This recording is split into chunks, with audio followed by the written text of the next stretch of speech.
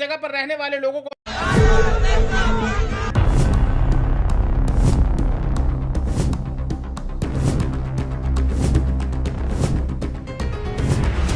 मुसलमानों का रहनुमा बनने वाली पार्टियां यूं तो बीजेपी पर तमाम तरह की तोहमतें लगाती हैं, लेकिन उन विपक्षी पार्टियों की पोल खुलती हुई देखी जा रही है।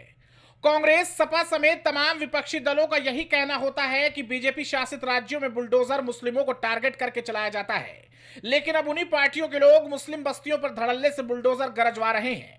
इस बुलडोजर कार्रवाई में 1, 2 या 4 नहीं, बल्कि 400 मुस्लिम परिवारों से ज्यादा लोग बेघर होते दिखाई दे रहे हैं। कड़कड़ाती ठंड में इतनी बड़ी तादाद में लोग खुले में गुजर बसर करते देखे जा रहे हैं। 25 सालों से इस जगह पर रहने वाले लोगों को आखिर इस ठंड में क्यों बेघर किया गया, ये सवाल कर्नाटक की कांग्रेस सरकार से होने लगे हैं। मालूम हो कि यूपी में जब योगी आदित्यनाथ अवैध झुग्गी झोपड़ी या फिर जबरन कब्जा की गई संपत्तियों पर बुलडोजर दौड़वाते हैं तो यही विपक्षी पार्टियां उन पर सवालों की बौछार करता है, उन पर मुस्लिम विरोधी होने का आरोप लगाता है। लेकिन अब वही विपक्ष जब मुस्लिमों को बेघर कर रहा है तो सबके मुंह सिल गए हैं। कर्नाटक सरकार की इस कार्रवाई पर केरल की मुख्यमंत्री ने जमकर निशाना साधा। उन्होंने कांग्रेस की तुलना आरएसएस से कर दी।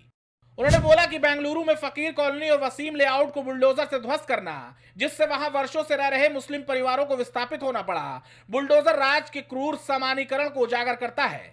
दुख की बात है कि संघ परिवार की अल्पसंख्यक विरोधी राजनीति अब कर्नाटक में कांग्रेस सरकार के अधीन चलाई जा रही है। जानकारी के मुताबिक 22 दिसंबर की सुबह करीब 4 बजे बेंगलुरु की फकीर कॉलोनी और वसीम लेआउट में करीब 200 जगहों पर बुलडोजर कार्रवाई की गई। इस कार्रवाई की वजह से लगभग 400 परिवार बेघर हो गए। यह operation Bengaluru solid waste management limited की ओर से किया गया, जिसमें 4 जेसीबी मशीनों और करीब 150 पुलिसकर्मियों की मदद ली गई।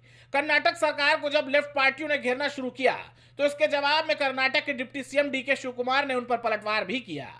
उन्होंने बोला कि बेंगलुरु के येलहंका के पास कोगुल लेआउट में कचरा डंपिंग स्थल पर लोग अवैध रूप से रह रहे थे, जो रहने योग्य नहीं है। कई नोटिस देने के बाद भी कब्जा नहीं हटाया गया, इसलिए कार्रवाई करनी पड़ी। प्रभावित लोगों के लिए अस्थायी ठहराने, खाने और जरूरी सुविधाओं का इंतजाम किया जाएगा। कांग्रेस भले ही कई राग अलापे, लेकिन इस कार्रवाई से उसकी मुश्किलें बढ़ना तय है, क्योंकि कांग्रेस हमेशा से अल्पसंख्यकों और खास तौर से मुस्लिमों को खुद का रहनुमा बताती चली आई है।